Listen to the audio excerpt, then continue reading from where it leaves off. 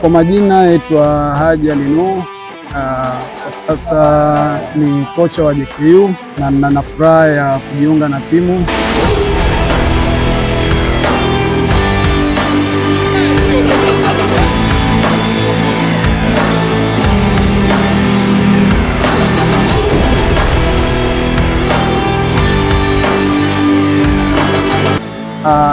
Sitoangalia wapi tupo, tunaangalia wapi tunataka kwenda.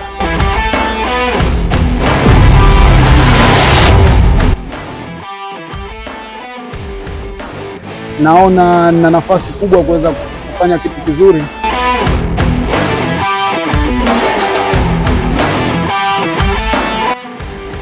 Nafikiria kuna changamoto ya kuweza kupambana na kuweza kuliweka sawa, kuweza kuweka vijana sawa, na inshallah tutaweza kupambana kwenye hilo swala na tutaweza kufikisha yale malengo yetu sisi tunayotaka.